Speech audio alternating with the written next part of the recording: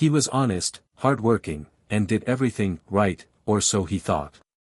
So how did he end up buried in debt, with a foreclosed home and an empty bank account? This series uncovers the silent mistakes that ruin the finances of good people every day. From dangerous habits to false beliefs about money, you'll learn how to avoid collapse, before it's too late. The eviction notice came on a rainy Tuesday. Melissa stood frozen, the paper trembling in her hand as her 2 children played in the living room behind her, unaware that their home was slipping away. For years, she believed she was managing well.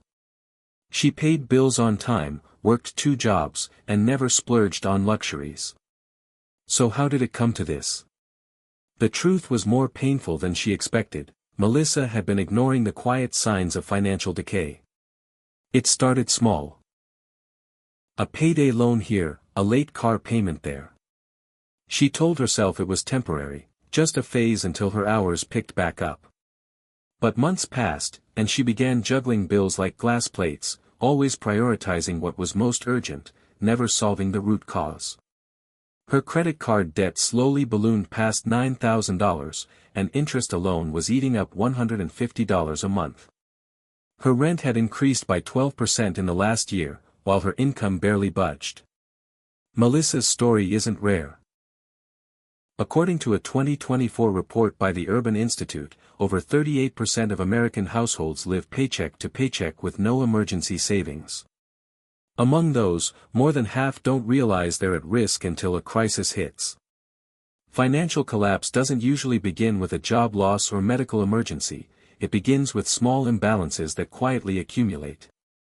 Melissa's downfall wasn't a dramatic crash. It was a slow erosion masked by routine and survival. The red flags were there.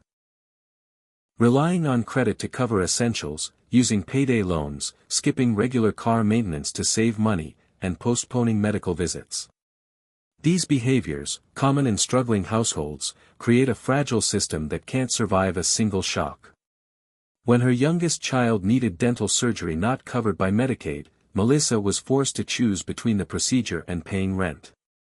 That choice sealed her eviction. But she didn't give up. After staying temporarily with a friend, she reached out to a local nonprofit that offered free financial counseling and emergency assistance. Her advisor helped her understand the critical difference between income problems and cash flow problems. They created a spending map, tracked her variable expenses, and built a realistic emergency budget. Within 3 months, Melissa consolidated her debt into a lower interest plan through a credit union and found a subsidized housing program for single mothers. The solution didn't come from a raise or a miracle windfall. It came from recognizing the red flags early and making hard choices before things got worse. Melissa learned to say no to quick fixes and yes to long-term planning. She now teaches weekly budgeting workshops at her local community center and has over $1,200 saved for emergencies, something she never thought possible. Melissa's story is a wake-up call. Financial collapse doesn't arrive with fireworks, it creeps in slowly, disguised as temporary struggles. The sooner we learn to recognize the signs, the better chance we have at steering clear of disaster. James stared at the final notice pinned to his front door. His mortgage was 3 months overdue, and the bank had initiated foreclosure. The irony wasn't lost on him, he was a financial analyst, after all. He knew numbers, read balance sheets, and advised clients on investment strategies. Yet here he was, facing the same fate he once helped others avoid. What went wrong? The answer wasn't simple, and it certainly wasn't immediate. James fell victim to a trap many Americans don't even realize they're in, the illusion of financial stability.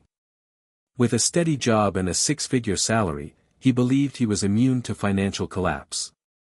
He had a mortgage, 2 cars, private school tuition for his daughter, and annual vacations abroad. He called it a comfortable life. But in reality, he was walking a financial tightrope without a safety net. According to the Federal Reserve's 2023 Economic Well-Being Report, 27% of high-income earners in the U.S. live paycheck to paycheck, largely due to lifestyle inflation, the gradual increase in spending as income rises.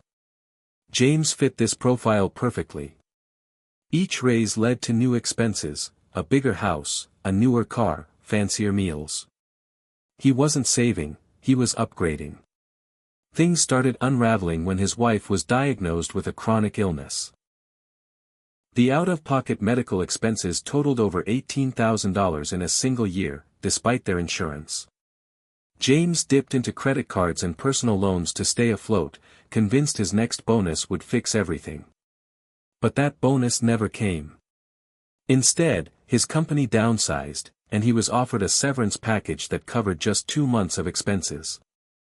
The real problem wasn't the job loss, it was that he had built no financial cushion. No emergency fund. No fallback plan.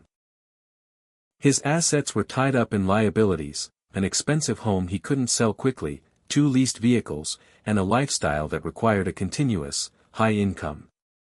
It was then he understood, his financial security was built on perception, not planning. Out of desperation, James turned to a fee-only financial planner, a professional who didn't earn commissions and provided unbiased advice. They conducted a full financial autopsy. The diagnosis: over-leveraged, underinsured, and lacking liquidity. The solution was painful but necessary. James sold his home, terminated the vehicle leases, and enrolled his daughter in a well-rated public school.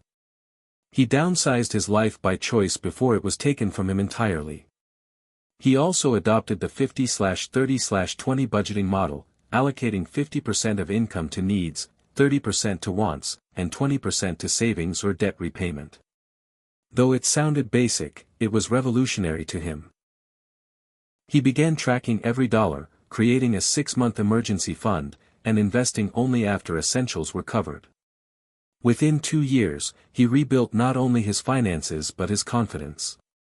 James's story is proof that income alone doesn't protect against bankruptcy. Financial safety is not about how much you make, it's about how you manage what you keep. His biggest mistake wasn't overspending, it was assuming that smart people don't make dumb money mistakes. And that's exactly why so many do. Antonio sat in his pickup truck, staring blankly at the closed doors of the job site he'd worked at for over a decade. A layoff notice rested on the passenger seat, and his last paycheck was already allocated, most of it to back rent and minimum credit card payments. A man of few words and quiet pride, Antonio had never asked for help. But now, with 3 kids and no income, he wasn't sure where to turn. His story is shared by thousands of blue-collar workers across the U.S. who live without the cushion of stability. Antonio had always worked hard: roofing, drywall, concrete. He earned around $52,000 a year, enough to cover basic expenses in his Arizona town. But his biggest mistake wasn't how he lived day to day, it was believing that financial recovery would happen once things got better. For years, he'd patched financial holes with short-term solutions, borrowing from friends, skipping bill payments, avoiding doctor visits. When the company closed abruptly due to a labor dispute, Antonio's world collapsed.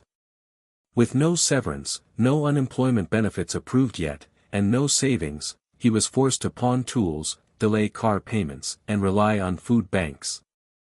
His landlord filed eviction papers within 6 weeks. What made it worse was how invisible this type of collapse is. According to a 2023 study from the American Institute of Certified Public Accountants, 45% of working-class families have less than $1,000 in emergency savings, and over 30% rely on high-interest credit to cover essential expenses. Antonio's life was a textbook case, unprotected by financial knowledge, underbanked, and deeply vulnerable to any disruption. Then came a turning point. A social worker from the local school referred Antonio to a community program that offered free job training and financial coaching. At first, he was skeptical. But something clicked during a session on crisis budgeting. The counselor asked him to stop thinking in terms of what he used to earn and start focusing on what he still controlled. They used a strategy called the zero-based budget, assigning every single dollar a purpose, even if he only had $400 a week from side gigs and odd jobs. Antonio learned how to cut recurring expenses, negotiate payment plans, and use mutual aid networks for essentials. He picked up certification as an HVAC apprentice within 4 months through a grant-funded night course, something he never believed he'd qualify for. But financial recovery wasn't just about earning more. It was about rebuilding trust, in himself and in a system he'd felt abandoned by. With the help of a local credit union, Antonio started a credit builder loan, using small monthly payments to rebuild his score while saving. After 8 months, he had secured a new job with benefits and caught up on rent through a hardship forgiveness program. The biggest transformation wasn't external, it was mental. Antonio began talking openly about money, teaching his children to budget their allowance, and setting boundaries with toxic lending patterns among family and friends. For the first time in years, he felt like a provider again, not just financially, but emotionally and spiritually. Antonio's journey proves that real financial recovery doesn't start with money, it starts with awareness and action. While he couldn't prevent the layoff, he could take ownership of the steps forward. It's a lesson often learned too late. Waiting for the right moment to fix your finances is what digs the hole deeper. The right moment is now. Maria flipped through the overdue bills on her kitchen table, each envelope heavier than the last. The electric company had issued a disconnection warning. Her student loan servicer had resumed payments after the pause ended. Even her son's after-school program sent a polite reminder that fees were due. She had a college degree, a full-time job at a nonprofit, and still, she was drowning. From the outside, Maria was doing everything right. She worked as a program coordinator in a Los Angeles community center, earning around $48,000 a year. She had no luxury expenses, drove a used car, and lived in a modest 2-bedroom apartment with her son. But the truth was harsher. Her financial life was built on misconceptions passed down through generations, myths that good intentions could not protect her from. Like many first-generation Americans, Maria grew up hearing that education was the golden ticket. Get a degree and you'll be set, her parents said. She took out $75,000 in federal and private loans to earn her bachelor's in social work. She didn't question the interest rates, loan terms, or the actual job market in her field. In her mind, debt was normal. Success would come if she just kept working hard. But the numbers didn't lie. According to the U.S. Department of Education, the average student loan borrower owes about $37,000, but social work graduates average $49,000 annual income, making it one of the degrees with the worst debt-to-income ratio. Maria's monthly student loan payment was nearly $600. Add rent, food, insurance, and childcare, and she had nothing left to save. She wasn't overspending. She was underinformed. It was only after a financial literacy seminar, hosted, ironically, at her own workplace, that Maria faced her assumptions. She learned about Public Service Loan Forgiveness, PSLF, a program she'd never fully understood. She also discovered that she'd been on the wrong repayment plan, paying more than she needed to for years. With guidance, she switched to an income-driven repayment, IDR, plan that reduced her monthly payment by more than half. More importantly, she began unlearning what she thought she knew. She stopped feeling ashamed of not knowing how credit scores worked or how compound interest silently grew her debt. She started using a cash envelope budgeting method, assigning her income into physical envelopes for groceries, gas, and discretionary spending. It gave her control and visibility. That visibility changed everything. One weekend, Maria sat down with her 10-year-old son and taught him how to divide his birthday money using jars: save, spend, give. She realized that financial education doesn't start in adulthood, it begins in childhood, and she was determined to break the cycle. She joined a local co-op that offered discount bulk groceries. She refinanced her private student loans through a credit union, saving thousands in interest. And she signed up for a community investment course, learning about basic index funds and Roth IRAs. Her life didn't transform overnight. But slowly, the bleeding stopped. She built an emergency fund of $1,000. She paid off her smallest credit card. And she began to feel something she hadn't in years: hope. Maria's story is a wake-up call. Financial struggles are often the result of myths, not morals. Believing that hard work alone leads to financial stability is one of the most dangerous misconceptions. What people truly need is financial literacy, not just effort. Because in a system built on complexity, good intentions without knowledge can lead to ruin. Terrence sat in his parked car outside his apartment, staring at the $3.17 left in his checking account. It was payday, but after rent, insurance, groceries, and a surprise car repair last week, there was nothing left. Not for gas. Not for his daughter's field trip. Not even for lunch. He was exhausted, not just from his overnight warehouse shift in Phoenix, but from living in a cycle that devoured everything he earned. At 42, Terrence had worked hard his whole life. A single father with full custody of his 11-year-old daughter, he held down 2 part-time jobs, one loading trucks and another delivering packages for an app. His monthly income hovered around $3,800 before taxes. Every dollar had a destination before it even hit his account. He wasn't irresponsible, he was simply underpaid and overburdened. And despite working nearly 60 hours a week, he was sinking. According to a 2024 report from Lending Club, 62% of Americans live paycheck to paycheck, including 48% of those earning over $100,000. The problem isn't always spending, it's stagnant wages, rising costs, and lack of scalable income. Terrence learned this the hard way. His jobs, though reliable, had no room for growth. Overtime helped, when it was available. But he was trading time for money, and there were only so many hours he could sell before his health or sanity gave out.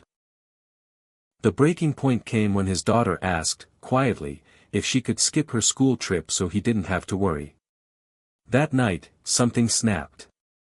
Terrence decided that hard work alone wasn't enough, he needed leverage. Not a third job. Not a loan. A real, long-term income strategy. He started with freelance marketplace platforms. At first, he offered basic services, moving help on weekends, resume writing, and light handyman repairs. Then he stumbled across a beginner-friendly course on print-on-demand e-commerce, which taught him how to design custom t-shirts and mugs using free tools and platforms like Etsy and Redbubble. He wasn't a designer, but the course emphasized market research and simple trends. One of his first designs, featuring a funny slogan about night shift workers, started earning small commissions. Encouraged, Terrence reinvested some of his earnings into learning. He watched hours of free YouTube tutorials, joined Reddit forums, and even took advantage of a city grant program offering stipends for adult learners in digital skills. Slowly, he built a modest online store and a portfolio of income streams. Nothing made him rich, but combined, they added $400 to $600 a month. That buffer changed everything. Now, when his car broke down again, he didn't panic, he had a savings cushion. He even began contributing to a Roth IRA, something he dismissed as a luxury for other people. With every commission payment or affiliate bonus, he made small deposits. At a local workshop, he learned about dividend ETFs and started building a portfolio with just $50 a month. It wasn't much, but it was a beginning. Terrence also began teaching his daughter the basics of entrepreneurship. Together, they launched a weekend lemonade and craft stand, her idea, his hustle. She learned pricing, savings, and even reinvestment. What started as a side hustle became a bonding tool and a source of pride.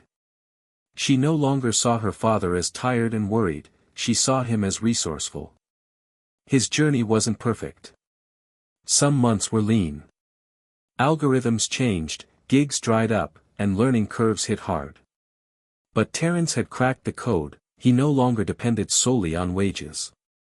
He had planted seeds, slow growing, sometimes unpredictable, but real. The real lesson: Financial survival in America now requires creativity, not just labor.